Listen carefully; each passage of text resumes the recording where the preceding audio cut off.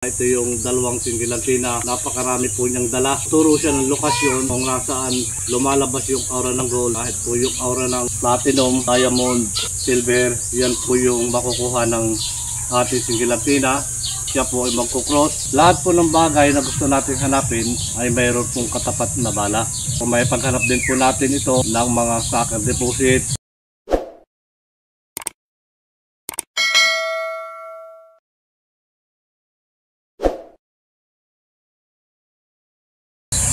Hello my friend from Kazakhstan. This is your device order. 2 pair singilantina. We will demo and you will follow everything I do. This. Yeah. Okay my friend. Let's go. Start.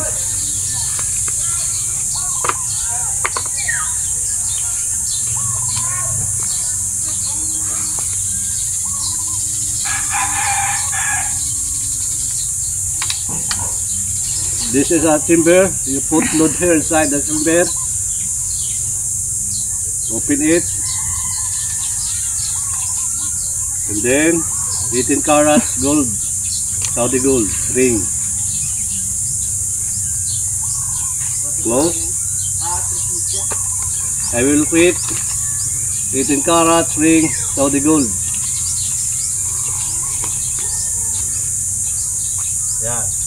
Mga kababayan, mga katis, ito po yung pinusuan ng ating isang katis mula po sa bansang Kazakhstan. 4 na piraso, 2 tigisang pares po ng single antenna. So mga kababayan, mga katis, ito pa rin, huwag pong kalimutan. Kaya my friend, para magkaroon po siya ng lupa sa baka dulo. So ito pa rin, start. Ito paggamit pa rin po ng singilantina, lalo na ito yung dalawang singilantina na napakarami po niyang dala. Ito po yung magtuturo siya ng lokasyon kung nasaan lumalabas yung aura ng gold, na kahit ano po yung ibabala. Kahit po yung aura ng platinum, diamond, silver, yan po yung makukuha ng ating singilantina. At kapag nagturo siya ng gold, puntahan po natin, siya po ay magkukross. Isa na po yan doon sa mga dala ng singilantina. At kapag isa lang ang ginamit mo, siya po ay ikot. At kung gusto mo naman pong i-estimate yung lalim mula po doon sa detection ng aura ng gold, ay magagawa din po ng 2 piraso na singilantina. Yun yung kakayanan niya. Bukod po dyan, ay makapagtuturo po siya ng entrance tunnel o yung closed tunnel sa pamamagitan naman po ng ating pambala para doon. Lahat po ng bagay na gusto natin hanapin ay mayroon pong katapat na bala. So may paghanap din po natin ito ng mga sucker deposit, yung mga nasa banga, na basta buo po siya, wala siyang butas, na may laman siya sa loob. Ganoon din po yung mga box na buo po siya, na nakalagay, nakabaon sa ilalim ng lupa, na hindi naman po siya kalaliman o kahit po yan ay kalaliman. Basta buo po yung box niya, nayari po sa mga lagay ng bala o palayo o ano po mang box, na yan po ay may laman sa loob sa pamamagitan po ng pambala natin sa pang sucker deposit, ay makukuha po, malulukit ng atin pong singilantina. Lahat po ng atin pong ilulukit ay may balang katapat. So ito pa rin mga katiits, mga kababayan, muli nyo pa rin po akong samahan sa pagdemo at pagbabahagi pa rin po ng mga simpleng kaalaman na kung ito po ay inyong susubukan, wala naman pong mawawala. So mga kababayan, mga katiits, sa ating pong mga katiits, nasanay na sa pagpapagalaw po o paghawak ng ating mga locator, lalo na po kung mga veterano na po kayo, alam niyo po yung aking mga sinasabi, alam niyo po yung aking pagbabahagi, at kung paano po yan hinahawakan, alam po mas magaling po kayo kaysa sa akin. So ito pa rin mga katiits, mga kababayan, ito pa rin, sa pagtaas pa rin po niyan, doon pa rin po agad siya tuturo Yan.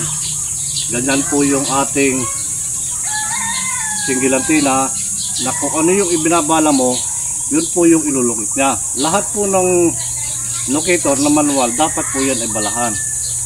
Yan. Ganun po siya. Doon po siya nagtuturo. Wala po siyang ibang itinuturo, kundi lang natin pong target. So, dahil po doon sa ating bala. Ito pa rin mga kapit, mga kababayan. Ito pa rin. Ito pa rin po siya nagtuturo. Yan. Ito pa rin. Ito pa rin. Ito po yung ating target. Yan. Ito pa rin po yung target natin. Yan. Ito pa rin mga kapit. Yan. Pag sinapatan po natin yan, yan po yan. Yan po yung kagandahan na kapag dalawang single antenna, kapag sinapatan mo siya, nagpo-cross siya. So malalaman mo po na sa tamang tinatapatan ka na ng ating pong target. So yun yung kagandahan na kapag dalawang single antenna. So ito yan mga kapit. Ito yan. Yan. Yan pa rin. So ramdam po natin sa kamay na kapag yan po ay gamit natin, talagang magpo-cross po yan. Dahil dalawa po silang single antenna. So isa lang po yung ating gagamitin. Ito po yung may bala. Ito pa rin. Yan. Yan pa rin po yan. Dalawang po siya kabili. Sa paggamit po natin ng dalawang single antenna, lagi lang pong practice, lalo na po sa mga baguhan na hahawak o magpapagalo po ng ating mga locator. So yan po ay lagi niyong pag-aralan, lagi practice. Yan.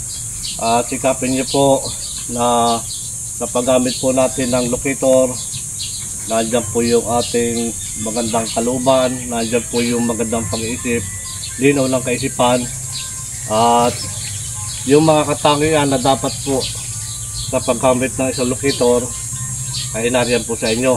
So hinihiling ko lang mga kababayan, mga katis, kapag mayroon po kayong gamit na locator at gusto nyo tumulong o mayroon kukuha sa inyo na magpapalocate, huwag po kayo magpapabayad.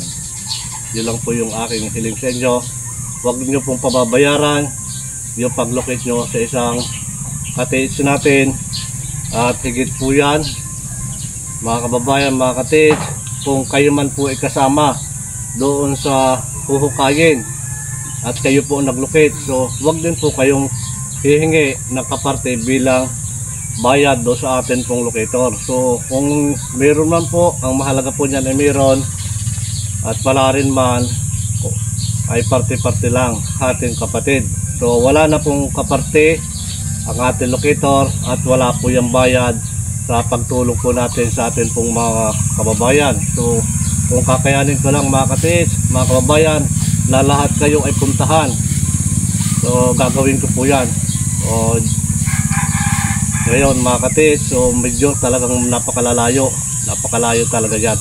Ito pa rin mga katis, ito pa rin, pagbabahagi ko pa rin po ng kaalaman na sa pamamagitan po niyan ng mga pagtaas, pagpapagalaw, ay sinisigap ko po na kayo sana ay pagkaluban po niyan para kahit hindi mo na pumunta dyan, so yan po ay makakatulong na yan sa inyo. Ito pa rin mga katis, mga kababayan, ito po yung aking tatapatan. Yan, dyan pa rin. Ito pa rin, pag tinapatan po yan mga katis, yan, dyan pa rin po yan. Yan pa rin. So, ito po tatapatan ko. Gamit po ang dalawang single antenna. Natin po pinusuan ng ating isang katis. Kapag tinapatan po yan, ang atin po yan. Ito po yung long range locator, single antenna. Yan. Ito po nasa parang ko yan. Ang pinusuan po ng ating sa kaibigan, ng ating isang katis, mula po sa bansang Kazakhstan. Yan.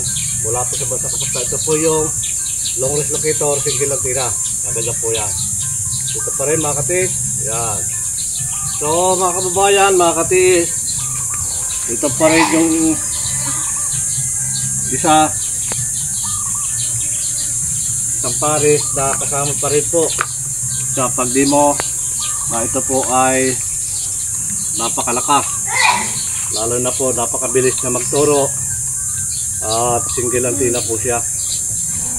Ayan, pare, kailangan lahat po ng locator na atin pong gagamitin, lalo na kung manual, ay yan po ay dapat balahan at wala pong content ng gold dyan na pag hindi mo binalahan ay makakakonekta ng gold. Yun lamang po mga katis, mga kababayan, ay pera lang kung ang gold ay idinirekta na nakalagay na po doon mismo sa loob, at kapag ginamit mo, gold lamang po yung kanyang malulukit. So hindi nyo na po magagamit yun sa ibang bagay na gusto nyo hanapin. Kapag nagpadirekta kayo na maglagay ng load na hindi wala na pong tanggalan, na kahit hindi mo na siya balahan, yun lang po yun na sinasabing pwedeng allocator ay hindi na balahan kung yan po ay may direkta ng gold. So kapag gold tire lang mga katiit, yung wire lang na gold na ilagay mo diyan, ay hindi pa rin po yun mga kalukit ng ating gold. Kasi kung yung gold wire lang mga katiit na kawad, so yan po ay hindi yan makakakonect ng direktahan to gold. Dahil kung yan po ay gold wire, ay hindi naman po pwedeng isang layan sa pawn shop. Kaya ayun lang, semi gold lang po yun. Pintura lang po yun na parang yan po ay magnetic wire. So ito pa rin mga katit. Ito po yung kagandahan na kapag dalawang single antenna, ayan, at tinapatan po natin yan, so yan po ay magkukross. Yan na, ganyan po yung kagandahan. So makapag-estimate po siya ng lalim. Ayan, pa rin, dalawa, ayan, ayan, ito, ganyan pa rin po yan. So mga kababayan, mga katis, maraming salamat po sa panunod, pagsubaybay ng aking upload na video, at dalangin ko po na kayo ay maging matagumpay sa inyo pong mga hinahangad. So my friend from Kazakhstan, thank you my friend, God bless us always. Maraming salamat po.